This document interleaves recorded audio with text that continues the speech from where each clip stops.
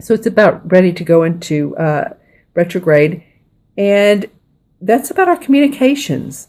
And for me, every month, every Mercury retrograde, I kid you not, it's something about my electronics. It's either my phone, my computer, my printer. And so this time it was about amping up the megabytes for my Google Drive so that I could send recorded Skypes or Zooms to my clients, video and audio. And I needed to amp that up from 15 megabytes to 100, and it was only $1.99. So to be able to continue my work with such a low expense, and I don't mean that I wouldn't have continued, but that just made it so easy. Okay, I can handle $1.99, right? And so I'm grateful for that.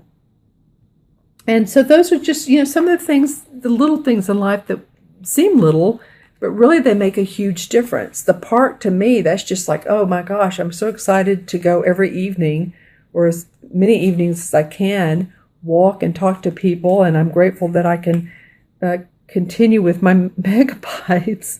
So there's so many things to be grateful for. And all I'm saying is by doing that, it helps us make this easier shift. It helps us create a life with more compassion, more understanding, to be more open, and to receive what we want and what we need in our material world. And that's what this eclipse is about. We're really going to be changing things, my friends. Okay, so I just wanted to go over that. Also, Jupiter goes into Libra on September 9th. That's about our relationships. Lots of new things that we're learning in humanity. But in the end, it's all going, not in the end, as we go. It's a journey. As we go, it will all be good. And that's another thing I do want to say. This is going to come in stages about this life purpose and changing. So just trust and know. Just trust and know. Adapt to changes. All right. Just adapt. Because a lot of people are either losing their jobs or changing jobs. And so we're going to adapt to a new way. All right, let's start with your reading, Pisces. The first card that you have come up is the Oak King. I'm trying to get the camera on that. This is the same in traditional tarot as the Hanged Man. And this card has come up. This is the third reading, and I'm a little over halfway through. So I'm feeling like this is a universal message. But I do want to say the other two times it's come up, it was in reverse. So for you all, it's straight up. And I'm feeling like this really correlates with this solar moon, new moon eclipse. To see things in a whole different light. To see things differently. How can I change it? How can I make myself more inspired? And you see how he's holding this wand, and on the ground is a circle with the figure 8 or the infinity sign. So he's wanting to reach his goals. And so he's grounding. That is one thing he's doing. He's grounding, which is a good thing to do. So that he can actually, and you know what I say often, actually bring the intuitive insights we get into plant into Mother Earth, is what I'm saying, and be practical about it, and to ground it so that we can manifest what we want. So the Hanged Man to me is not a bad card. It's just seeing things in a different way. Just seeing things in a different way. This is, to me, feels like a positive Hanged Man. He has a lot of nature around him. He has the bird. He has his horns on, so he still feels powerful. He's just looking at things of how I can do this differently. Taking a pause, meditating. Again, I was talking about meditating. That's important for you guys.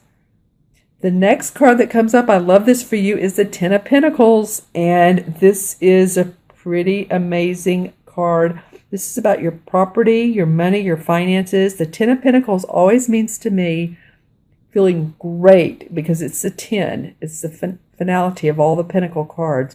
feeling great about your home, your family life, the money you're making from what you're doing. This is also a generational card. As you can see, here's an older guy, a couple, and then their younger girl. So it could be about inheritance too. This could be something that, you receive some money out of the blue. Sometimes, people pass away and maybe that this is going to happen, but this could be an inheritance. It could be winning a little bit of lottery. It might be that some of you all might want to play the lottery and, buy a ticket or two. I don't promote spending a lot of money on the lottery because of the odds, but this is a nice card to come up for you all. Okay, and let's see. Now I'm looking at how they relate to each other in the colors as well. This one is the only one that has a lot of really red and pink in it. That's nice. A lot of the others have the green. I can't wait to get to the last one. So this feels very cheery. It looks like almost cherries up here. That feels good. And moving on to the next card, that is the Eight of Wands. And usually in traditional tarot, as you know, the Eight of Wands are like 8 wands flying through the air like this, this way, but there's 8 of them. 8 of them. So, this one's different. She's sitting down in a meadow surrounded by a forest. She has all of her wands laid out and on looks like a leather cloth, feeling very proud of them. And so it's not like they're moving, but she's contemplating the great job that she's done and feeling like she's ready to add to that and to move on. So some of you may be moving into a new position, a new company that you love. You may be opening up your new business. You may be relocating, traveling. Something that inspires you, though, because the wands are about our creative inspiration and 8 is about forward movement. So something that really inspires you. That's fun. You have some. And then look at the 4th card. Oh my gosh, this is the World Tree. This is the same as the Universe, which is the last card of the major arcana cards. So as you know, the story goes that the major arcana starts out with the Fool card. And the Fool is a child. He's on his journey. He doesn't know where he's going in life, but he has the Emperor and the Empress as his mother and father, the Hierophant school, and he, sometimes trips and falls and needs to let things go, like the Tower. There's the Lover's card. He gets married, and there's blips and good things along the way, but what comes out, the last card, is enlightenment. Is enlightenment around your intuition and what you're manifesting in the world. So as you can see, here's the moon. The moon is always about our intuition. The sun is always about our physical manifestation. And this is like the tree of life.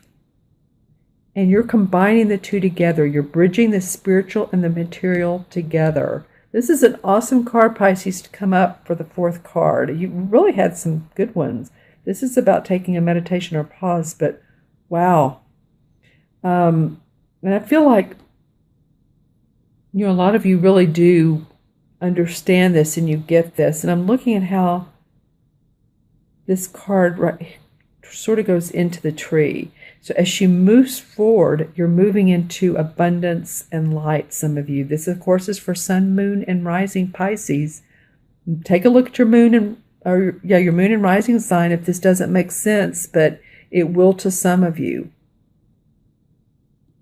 Yeah, this is awesome. This is new hope, enlightenment, universal protection, angels. Look at the beautiful bird here with the sun.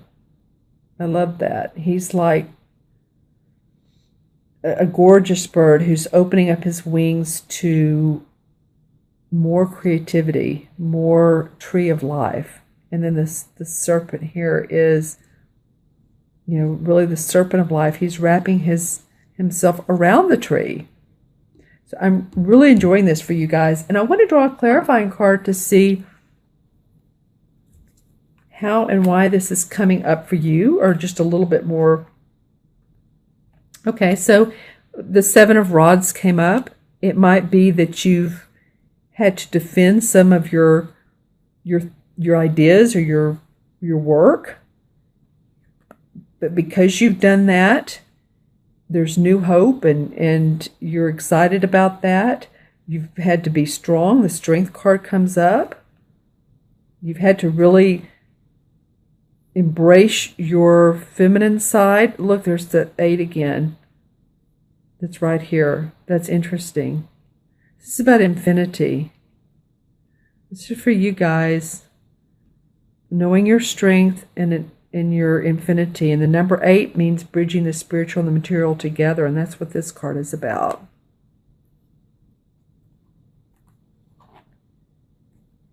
And the Page of Rods. So you've had some new creative inspiration. Awesome. Awesome. I'm going to add up the 4 original cards for you.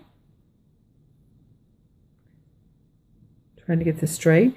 So here's the Oak King, which is the same as the Hanged Man. It's 12, and 10 is 22, 8 is 30, and 30 and 21 is 51, 5 and 1 is 6. In numerology, 6 is about love, family, responsibility, beauty. A lot of times, 6 life paths can be of service to others.